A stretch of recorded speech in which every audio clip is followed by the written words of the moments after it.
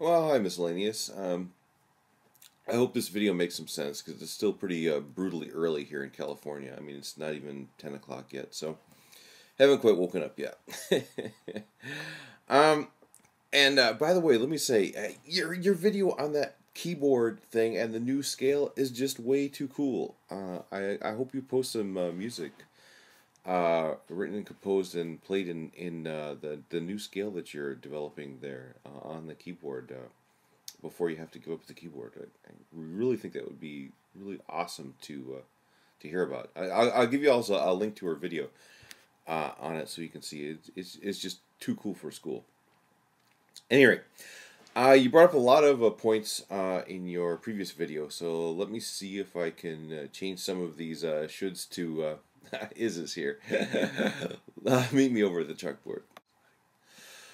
Okay, this is the frying pan in the fire that you realize that I'm in here, right? Okay, so half the battle is arguing for the non-determinism of the universe. And actually, side note, I'm really surprised that it seems to be so deeply ingrained that the universe is deterministic. People really seem to think that the universe is deterministic, and I was really surprised at how hard this half of the battle is.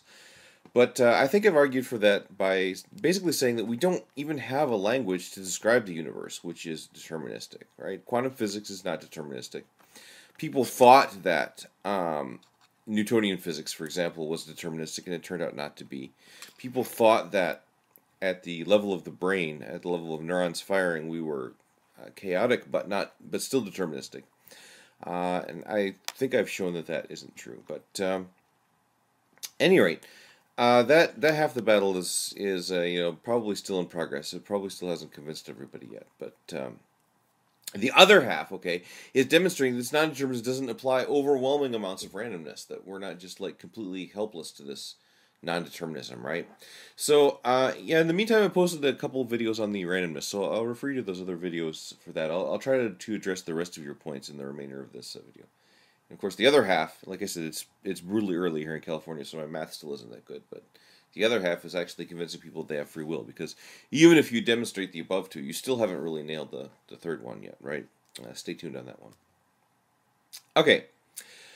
Your first point seems to be math doesn't always work out, and yeah, that's why I became an engineer and not a physicist. Actually, we like to reproach the physicists about this a lot. They're cool little theories, just really don't work out as advertised in the field. We have to put margins of errors. We have to do all kinds of stuffs, right? Now, the physicists like to shoot back at us that, we're the ones who got it wrong, right? We're not modeling things correctly. We haven't taken all the factors into account. But what Norton has shown here, and what I hope to have shown, this still needs to be, mine's a lot more tentative result because it hasn't gone through peer review or anything like that, right? So I don't want to claim more for it than what has actually been proven.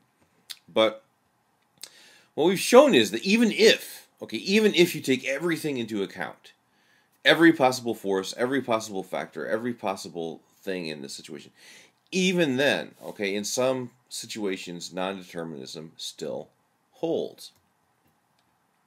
All right, your next point was overly simplistic examples, and the first thing you said was anger, bad habits probably isn't such a great example. I agree with this to a degree. We can't overcome our bad habits, right? We can change our bad habits for sure, and we should change our bad habits, right? But this hardly seems to, our ability to change our bad habits hardly seems to argue against free will or determinism, really. Okay, the pie cutting example. You said that literally trillions of things are feeding into how this pie is cut, and I agree with you there too. Okay, but how many of these things are values, right? Okay, so how was I actually using this pie cutting example? Okay, Gary's point was that human beings are kind of like value maximizing machines, right? We're driven deterministically by our values, and they cause our actions, and there's nothing we can do to stop them. We can't, as he very colorfully puts it, we can't want what we don't want, is basically his point, right? So my point was, even if he's right, Okay, I don't think that's a particularly realistic model of human behavior. I mean, see my other two vids on this.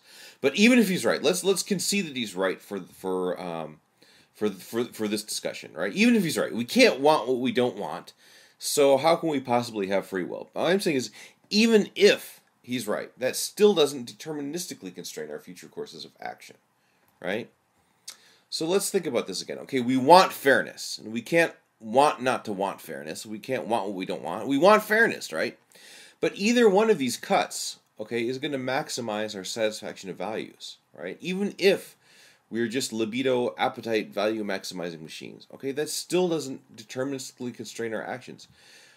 The values that we have, the wants that we have, don't fully specify what's going to happen next. Okay, now something does, right?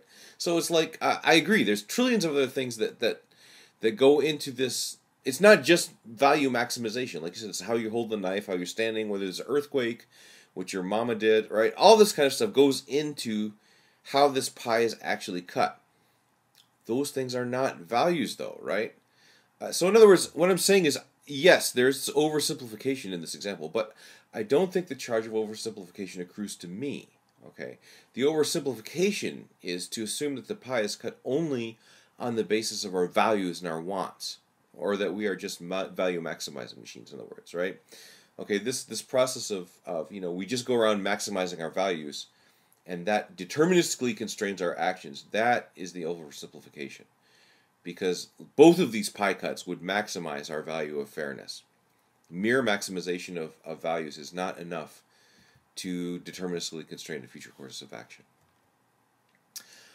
Okay, your next point. Okay, it feels like we think what free will feels like.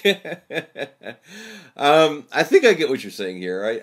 I 100% agree. Okay, the argument, I feel that I have free will, therefore I have free will, is bogus. Okay, I don't think that argument works. Right? I don't think any first-person argument from subjective experience can prove free will. Right? I feel all kinds of things that aren't really true. Right? Okay, but my argument for free will isn't this kind of argument. I don't argue from a subjective feeling for free will. My principal argument is from intersubjective stance. Okay, we have to treat people as if they had free will. We really have no choice about this.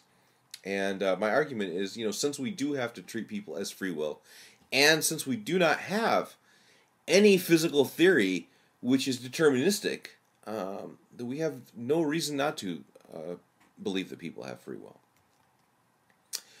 Okay, your next point, chaos theory versus nondeterminism. Okay, yeah, this is a very important point. Okay, on the left here, I've given an example from chaos. You have this boulder that's perched on top of a mountain precariously, right? And it can roll off any side of this mountain, and it, to all appearances, is nondeterministic. But really, it's deterministic, okay? Really, what's pushing this ball off the mountain is there's minute forces which we can't measure and which are forever beyond our ability to exactly predict. But it's still deterministic. Yes, quite right. Okay. Compare this with the figure on the right, which is Norton's dome. Okay, Norton's dome is an entirely new order of things here. It's not that there's minute forces acting on the ball at the top of the dome. There are no forces acting on the ball at the top of the dome. Right? There's just none. The ball starts moving non-deterministically anyways. Okay, so Norton's example actually is an example of something that chaos can't explain. Right? Norton's example basically is saying that Newton's laws of physics are an incomplete story. The script is incomplete. Right? You can put this ball on the top of this dome, and different possible futures can happen. It's like, God wrote the story of the universe, but he didn't finish the ending to this particular part. This chapter is unfinished, right?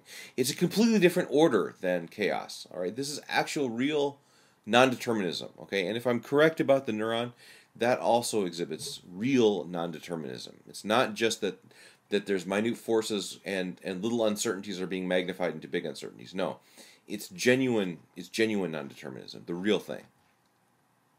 Okay, this is a myth, a modern myth, okay? The myth is that if a physical system is in the same state at time t, it will be in the same state for all future times t plus delta t, all right? This is approximately true in a lot of cases, but it is most definitely not true in all cases. Okay, we can show this. This is mathematically true. We do not have any language, or we do not have any theory of physics which shows this. Okay, all of our theories of talking about physical objects, none of them say this about the world. So why should we assume this about the world?